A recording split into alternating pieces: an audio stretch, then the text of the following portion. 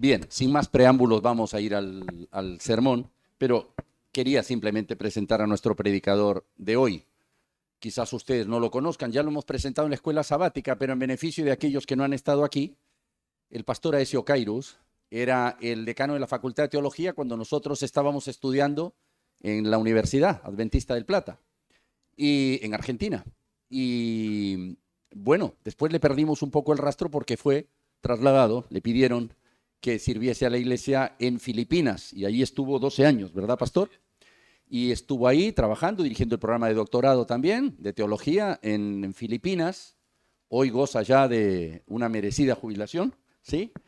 Y bueno, él les contará algunas otras cosas más. Pastor, es un placer tenerlo aquí.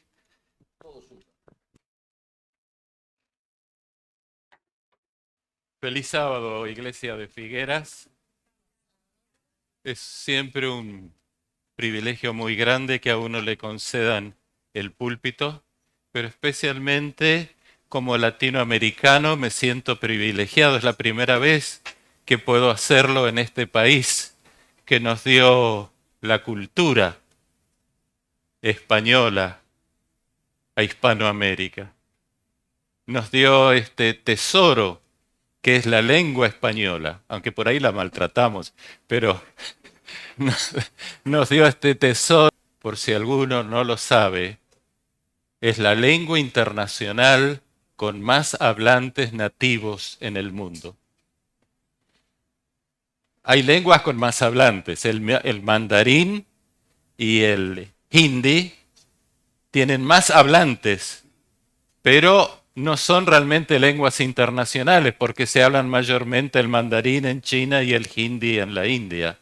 El inglés tiene más hablantes, pero el inglés tiene una mayor proporción de hablantes no nativos que lo hablan como segunda lengua. Pero el español es la lengua internacional, y es bien internacional, la lengua internacional con más hablantes nativos. Y nos ha dejado también la literatura española, llena de pensamientos y de refranes y de proverbios que nos han formado desde que éramos pequeños y que nos han dado una identidad. Mencionaron por allí de que era argentino, y sí y no. Mi padre diría, bueno, no te arriendo la diferencia. No hay tanta diferencia entre argentinos y uruguayos. Alguna palabrita por allí de diferencia, pero no mucha. Yo soy uruguayo, hijo de uruguayos, nieto de uruguayos. Pero me casé en Argentina con una argentina y tengo hijos argentinos. Ahora también una nietita chilena, pero así que mi familia vino a ser una especie de bisagra entre Argentina y el Uruguay. Apenas si se nota la diferencia de pasar de Buenos Aires a Montevideo, por ejemplo. La diferencia en el habla es menor que la que hay entre el habla de Buenos Aires y cualquier otra provincia argentina. Así que son tierras muy próximas. Hermanos,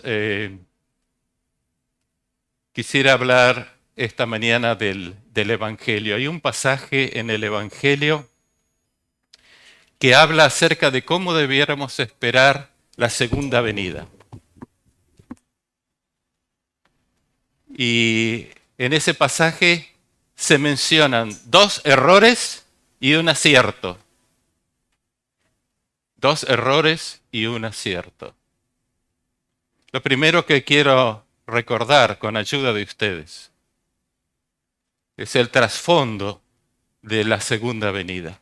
La segunda venida es absolutamente segura, porque la prometió el Señor mismo.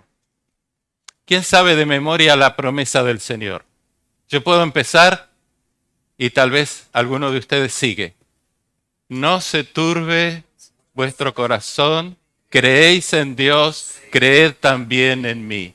En la casa de mi Padre muchas moradas hay, de otra manera os lo hubiera dicho. Voy pues a preparar lugar para vosotros, y si me fuere y os prepararé lugar, vendré otra vez y os tomaré a mí mismo, para que donde yo estoy, vosotros también estéis. Y no es que Jesús estaba hablando en parábolas o alguna cosa así por el estilo, porque cuando los discípulos asombrados vieron que el Señor se levantaba en medio de una nube y ascendía al cielo, se pararon dos ángeles junto a ellos y les dijeron: varones Galileos, ¿qué estáis mirando al cielo? Este mismo Jesús que ha sido tomado de vosotros arriba, así vendrá como le habéis visto ir al cielo. Sí, pero muchos dicen, y desde hace 2000 años que vienen diciendo, ¿cómo y eso de la promesa? ¿Y dónde está la promesa? ¿Y dónde está la promesa? ¿Cómo es que ha pasado tanto tiempo? Y entonces dice el apóstol San Pedro, dice, el Señor no retarda su promesa, como algunos la tienen por tardanza, sino que Él es paciente con nosotros, esperando que todos procedan al arrepentimiento. Segunda de Pedro, capítulo 3. No hace falta leerlo ahora. Segunda de Pedro 3. Dice que en los últimos días vendrán muchos burladores que dirán, ¿dónde está la promesa de su advenimiento? ¿Dónde está la promesa? Sí, burladores. Y los adventistas también somos blancos de algunas burlas. Dijo un político en Argentina. Esto como los adventistas que siempre andan diciendo que el Señor va a venir, el Señor va a venir. Entiendo de que hay una, yo no he visto, pero entiendo de que hay una película circulando muy famosa que se llama El problema de los tres cuerpos. Es una ficción donde aparecen los adventistas con ese nombre. Pero bueno, no voy a hablar de eso ahora porque es solamente ficción. Pero aparece como gente que quiere la destrucción del mundo. Y algunos tienen esa idea de nosotros. No queremos la destrucción del mundo. Queremos el renacimiento de este mundo, como estuvimos cantando, en un lugar donde no habrá, ni siquiera habrá noche, ni siquiera habrá oscuridad, habrá luz perpetua. Hermanos, el Señor no retarda, el Señor no demora. Desde el punto de vista de Dios no hay retardo ni demora, desde el punto de vista de Dios. Pero desde el punto de vista nuestro hay retardo y demora. Y lo puedo decir sin miedo porque el Señor habló en el Evangelio de lo que parece un retardo o una demora. Se menciona varias veces la idea de la demora de la venida del Señor. Aquí, si ustedes quieren seguirme, vamos a comenzar por la última parte del capítulo 24 del Evangelio de Mateo. Y vamos a leer la última parte del 24 y principio del 25. Y quiero recordarles que la Biblia no fue escrita con numeritos. La última parte del 24 y la primera parte del 25 es un pensamiento todo corrido en el Evangelio. Y entonces vamos a comenzar a leer aquí. A partir del versículo 45, Mateo 24, 45 en adelante. Es la parábola del siervo malvado. ¿Quién es, pues, el siervo fiel y prudente, al cual puso su señor sobre su casa para que les dé el alimento a tiempo? Bienaventurado aquel siervo al cual, cuando su señor venga, le halle haciendo así. De cierto os digo que sobre todos sus bienes le pondrá. Pero si aquel siervo malo dijere en su corazón mi señor tarda en venir, y comenzare a golpear a sus consiervos, y aun a comer y a beber con los borrachos, vendrá el señor de aquel siervo en día que éste no espera, y a la hora que no sabe. y lo castigará duramente, y pondrá su parte con los hipócritas. Allí será el lloro y el crujir de dientes. ¿Notaron que aquí se habla de la tardanza de la venida del Señor? Desde el punto de vista humano, puede verse una tardanza. Si aquel siervo malo dijera en su corazón, mi Señor tarda en venir, y que comienza a hacer ¿qué? Comenzare a golpear a sus consiervos y aún a comer y a beber con los borrachos. ¿Saben que esto se cumplió tal cual como lo dice el Señor? Tal cual como lo explica acá. Esto ha ocurrido en la historia exactamente así. Porque la actitud que tomamos hacia la tardanza en la venida del Señor determina cómo nos vamos a comportar. Aquí tenemos un siervo, pero no es un siervo cualquiera.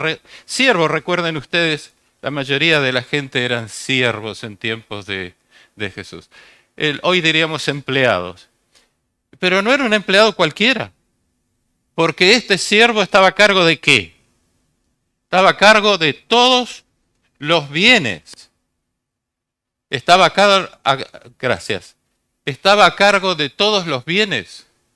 Era un siervo principal entre los siervos, pero él había llegado a la convicción de que el Señor iba a tardar. Y como el Señor iba a tardar, ¿a qué se dedicó? Dijo, mi Señor tarda en venir, y comenzó a golpear a sus consiervos y aún a comer y beber con los borrachos. En la lección de la escuela sabática mencioné una frase de Agustín, San Agustín de Hipona, un cristiano con grandes contribuciones al crecimiento de la iglesia cristiana. Hay un dicho especialmente en la iglesia católica, de que no hay sermón sin San Agustín. Siempre se lo está mencionando. ¿Conocen ustedes, escucharon alguna vez esto? Dios creó a la mujer, pero no de los pies del hombre para ser pisoteada por él, ni de la cabeza para dominarlo, sino de su lado para ser igual a él. De debajo de su brazo para ser protegida, y de cerca de su corazón para ser amada.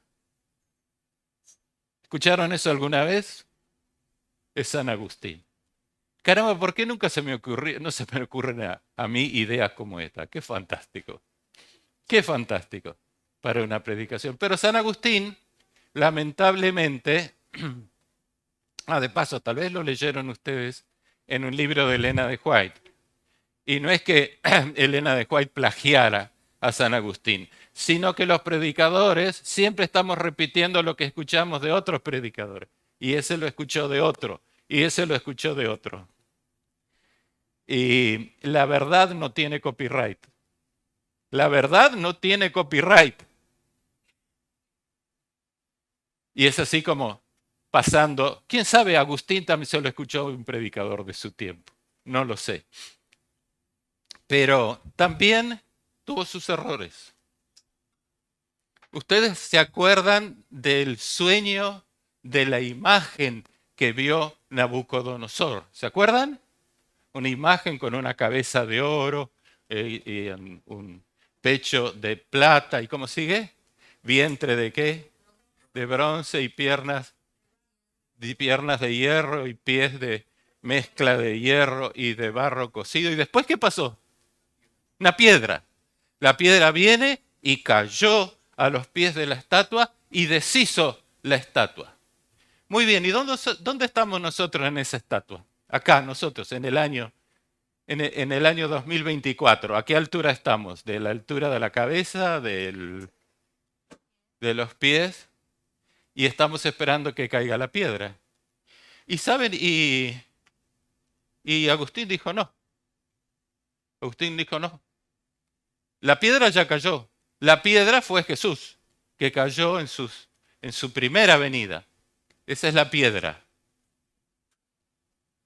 Y ahora lo que estamos viendo es que esa piedra está creciendo y cuando esa piedra va a dominar todos los reinos de este mundo y entonces, recién entonces se va a producir la venida del Señor para juicio.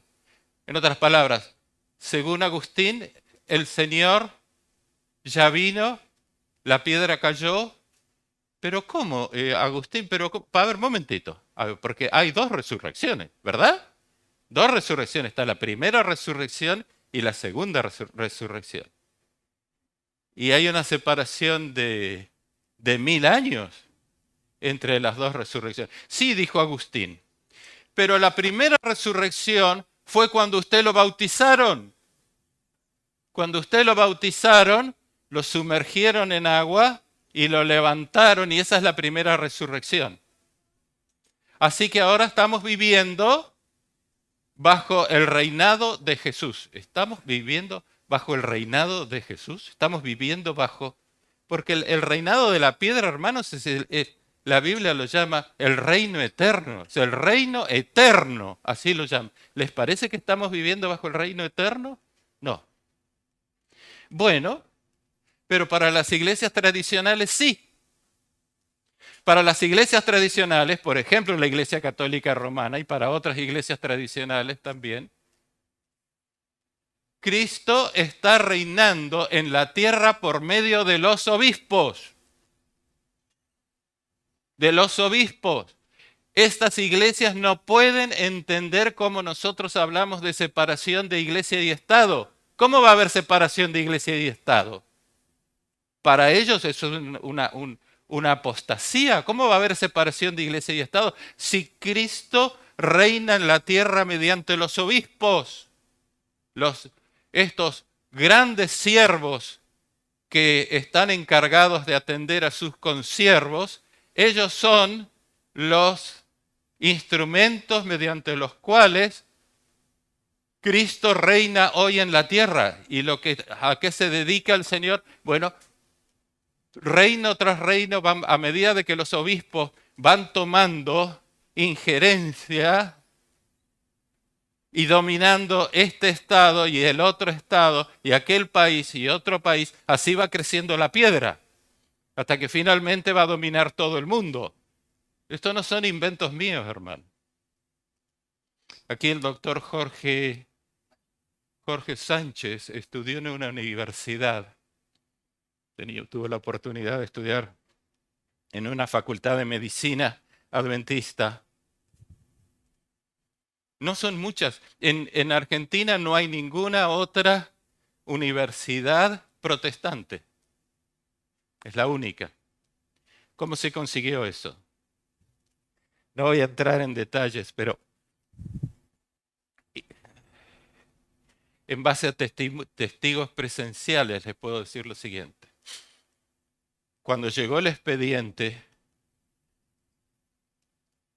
una pila así de papeles preparados, estuvimos años, porque me tocó preparar la transformación del colegio en una universidad.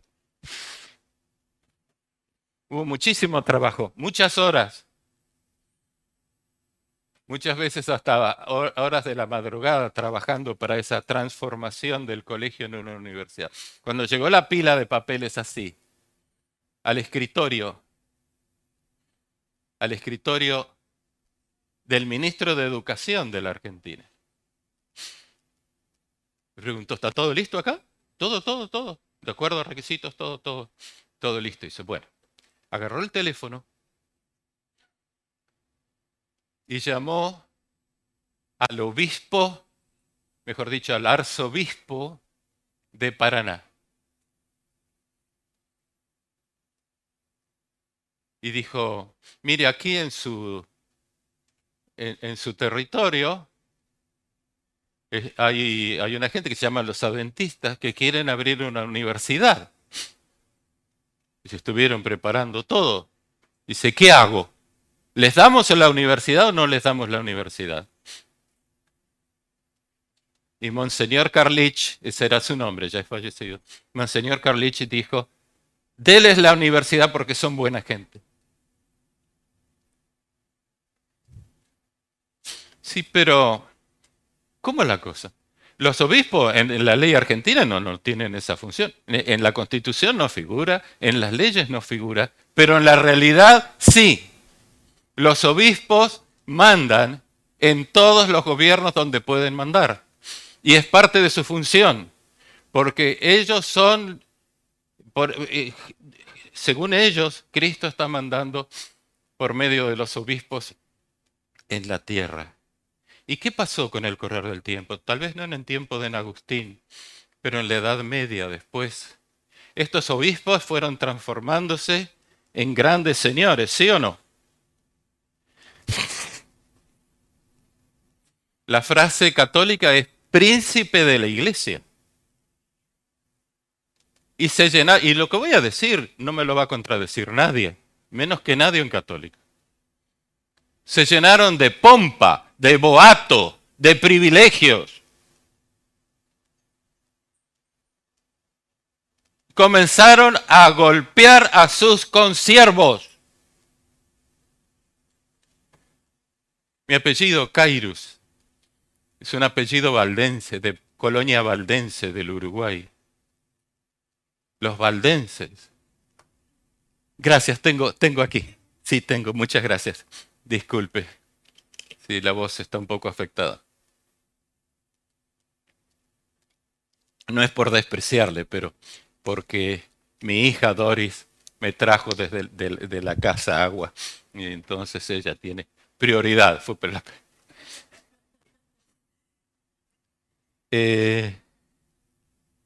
¿Dónde estamos? Estaba diciendo que comenzaron a golpear a sus consiervos. Los valdenses fueron un grupo de gente perseguida por seguir el Evangelio. Ninguna otra cosa. Se hicieron traducir la Biblia ¿a qué idioma? Al idioma de ellos, el provenzal. La lengua valdesa, que se parece mucho al catalán, de paso se ha dicho.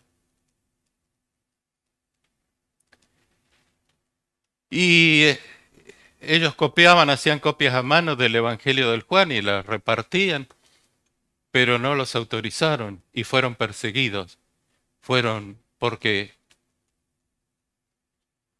estos grandes siervos empezaron a golpear a sus consiervos y empezaron a comer y a beber con los borrachos. Ustedes van a decir que yo estoy acá hablando mal de la Iglesia Católica, pero no. Lean ustedes la historia del papado. Pero no historia de protestantes, historias oficiales del papado. Hay un periodo de historia del papado que se llama la pornocracia. Por favor, no me hagan explicar por qué se llama la pornocracia. Hubo papas con 12 años de edad. 12 años de edad. Hijos de otro papa. Se supone que... Bueno, pero dejemos ahí. Dejemos ahí. A comer y beber con los borrachos. Hay una expresión que no me pidan que la explique. Bocato di cardinale. ¿Escucharon eso?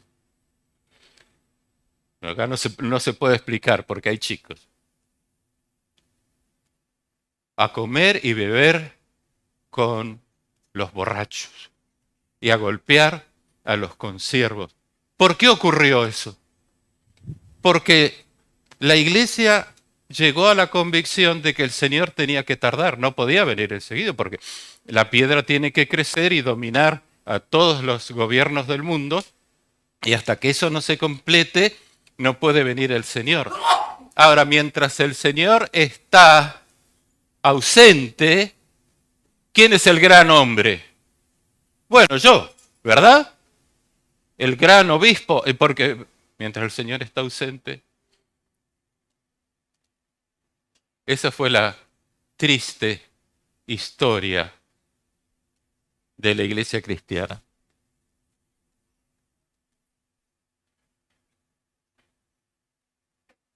En otras palabras, el Señor está diciéndonos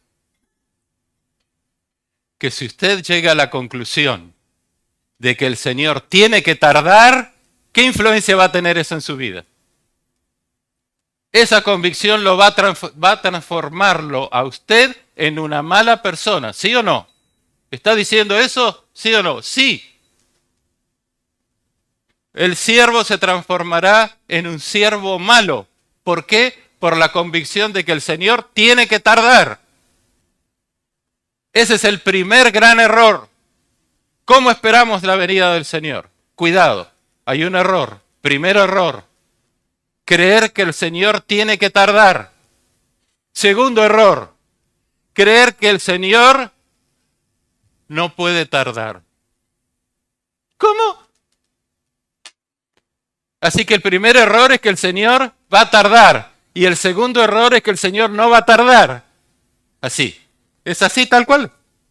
Es así tal cual. Sigamos leyendo. La Biblia no fue escrita con numeritos. ¿Qué viene después? ¿Qué viene después? Inmediatamente a continuación.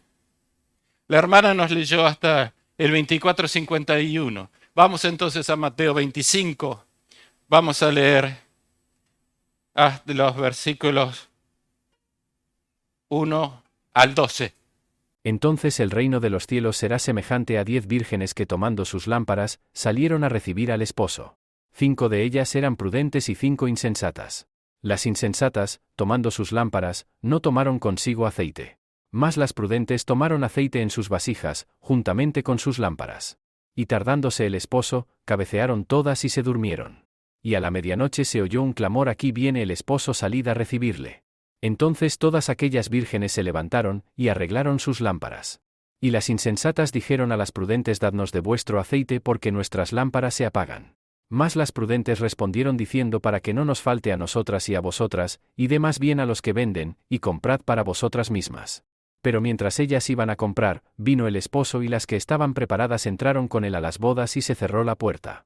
Después vinieron también las otras vírgenes, diciendo: Señor, Señor, ábrenos.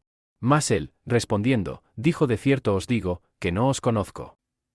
¿Notaron que acá volvió a aparecer el tema de la tardanza?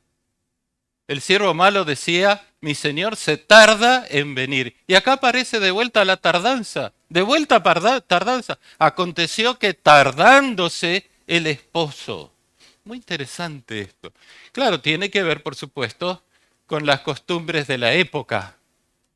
El casamiento en aquella época, primero había una ceremonia de esponsales, que eso no implicaba que la pareja iban a vivir juntos, pero después, cuando el esposo podía arreglar sus asuntos y tener una casa como para invitar a la novia a vivir con él, entonces había fiestas, había 2 fiestas. Había primero una fiesta en la casa de la novia, porque el esposo iba a buscar a la novia, y había hoy una fiesta de despedida. Entonces llevaba a la novia a vivir con él, claro. Así era la costumbre, por lo menos en los pueblos semíticos. La mujer va a vivir donde vive el hombre. Los pueblos indoeuropeos era al revés, pero bueno, dejemos eso de lado. Buscaba a la mujer y entonces había otra fiesta. Al llegar a la casa había una fiesta de recepción, de bienvenida. ¿Cómo se dice? Bienvenut. Así. A una fiesta de bienvenida. Y entonces las chicas del barrio, las niñas del barrio, ahí estaban, salieron dice aquí, con sus lámparas. De paso voy a explicar de que la palabra está mal traducida y lo voy a probar. Salieron con luces, ¿no? Está claro. ¿Para qué? Para dar la bienvenida. ¿Por qué salieron con luces a la calle? Bueno, porque en aquella época las ciudades todavía no tenían iluminación, todavía no había alumbrado público. que yo sepa, la primera ciudad que tuvo alumbrado público en la antigüedad fue Antioquía de Siria, en el siglo II. Ahí inventaron eran faroles, ¿no? Faroles en la calle, ya en el siglo II, poco después del que se escribiera el Nuevo Testamento. Pero en el tiempo del Nuevo Testamento todavía no había alumbrado público. Entonces, claro, para recibir a la comitiva que venía, había salido de la fiesta de despedida y ahora venía para la fiesta de bienvenida. Y para recibirla salían con luces. Claro, eso es evidente. No había, la calle estaba muy oscura. Hay una cosa con las fiestas, no sé si ustedes notaron. Siempre se puede saber cuándo empieza la fiesta, pero cuándo termina una fiesta. Ese es el problema. ¿Notaron ustedes? Sabemos cuándo va a empezar la fiesta, pero no siempre sabemos cuándo va a terminar la fiesta. Y ahí parece que en la historia que está contando Jesús, en la fiesta de despedida en la casa de la novia, había, no sé por qué pasó, pero se demoró el esposo, se demoró ahí. ¿Qué tipo de luces habían llevado estas chicas? Dice lámparas, ¿sabe que no son lámparas? Ustedes han visto tal vez en algún diccionario bíblico cómo eran las lámparas en tiempos de Jesús, era como una especie de tacita cubierta, ¿no es cierto?, con un agujero donde estaba la mecha. Pero esa no es la lámpara de que se habla acá. ¿Por qué no? Es fácil entender por qué no. Si usted sale a la calle con ese tipo de lámpara, una llama con una mechita ahí, la primera ráfaga de viento la sopla y se la apaga. Y además otra cosa. Esa especie de tacita o tetera cubierta tiene mucho aceite. Disculpen. Prenden ustedes esa lámpara, le dura una semana fácilmente. No puede ser de que esté hablando de eso.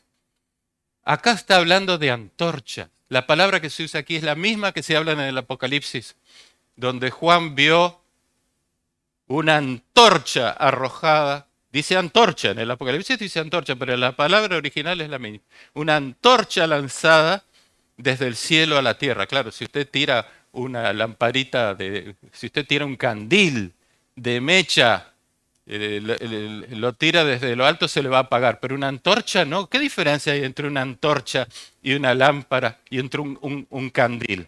La diferencia está básicamente en esto. La antorcha, ustedes saben, tiene un mango, un mango largo, y en el extremo hay un material absorbente impregnado en aceite. No hay un depósito de aceite. Es simplemente el aceite está en el material impregnado.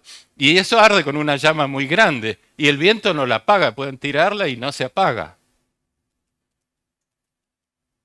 Salieron con antorchas a recibir a la comitiva para que la recién casada, ¿no es cierto?, las chicas del barrio la recibían, se sintiera bien en su nueva ubicación. Bueno, sí, pero el aceite es símbolo del Espíritu Santo. Sí, yo sé todo eso. Pero el aceite acá en esta historia no tiene esa función. No es una función devocional.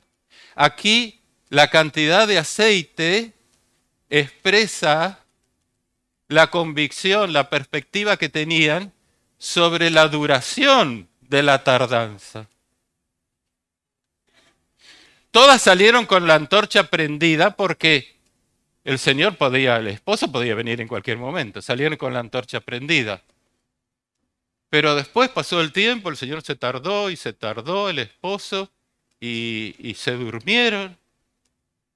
Y algunas tenían una alcuza con aceite. Una vasija siempre es una alcuza, ¿verdad? Para echarle aceite a la antorcha, una alcuza. No sé si existen todavía las alcuzas. Yo me acuerdo, había antes alcuzas con alcohol, había que ponerle al encendedor. Estas eran alcuzas con aceite. Alcuza suena árabe, tiene que ser muy antiguo también. Y entonces la mitad de las chicas tenía una alcuza con aceite. ¿Para qué? Para irle agregando a medida que se terminaba, porque dura poco el aceite. Pero algunas no tenían, porque estaban convencidas de que el esposo no podía tardar. ¿Qué efecto tuvo eso? Aquí dice que eran necias. Necias. La convicción de que el Señor no puede tardar las hizo necias. Cuando vino el Señor no estaban preparados.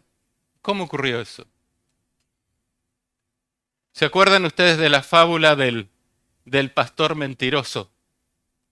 El pastorcito mentiroso. ¿Sí? ¿Se acuerdan? Ese que gritaba, viene el lobo, viene el lobo. Viene. ¿Cuál es el problema, hermanos, en esta fábula? ¿Cuál es el problema? ¿Había lobo o no había lobo? Sí había. El lobo existía, era real. ¿Cuál era el problema? ¿Que el lobo no iba a venir? ¿Iba a venir o no iba a venir? Sí iba a venir. ¿Cuál es el problema? El problema fue que por gritar viene el lobo a destiempo, cuando vino el lobo, la gente no estaba preparada. Y ustedes, hermanos, no sé si leen la internet, pues si leen la internet, hay cantidad de gente gritando, viene el lobo. Que ahora que porque el Papa dijo esto, que porque habló con aquel, que porque el Congreso en los Estados Unidos, que ya viene la ley dominical, pero va a ser ahora nomás, dentro de unos pocos meses, dentro de 6 meses, que este año o el año que viene. Hermanos, cuidado con eso. Porque de tanto escuchar, viene el lobo y el lobo no viene, finalmente la gente se desinteresa del lobo. Dice, ¿qué lobo?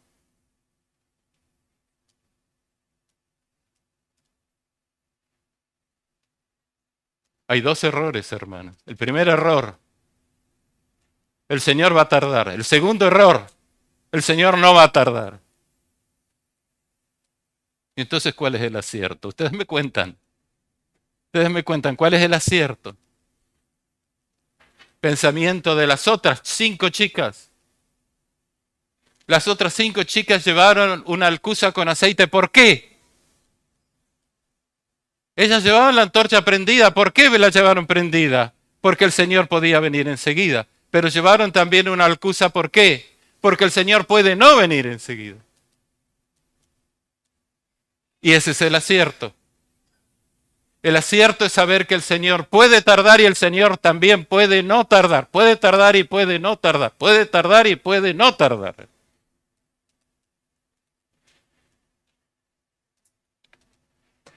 Este pasaje del Evangelio está encerrado como entre paréntesis. Hay una expresión justo antes que empieza la parábola del siervo malo y el otro paréntesis donde se cierra la parábola de las 10 vírgenes. Vamos a ver. Justo antes de lo que comenzamos a leer aquí la parábola del siervo malo. Mateo 24, 44. Mateo 24, 44. ¿Qué dice ahí? Por tanto, también vosotros estad preparados, porque el Hijo del Hombre vendrá a la hora que no pensáis. Un lado del paréntesis. Después viene la parábola del siervo malo, después viene la parábola de las 10 vírgenes. Y entonces Mateo 25, 13.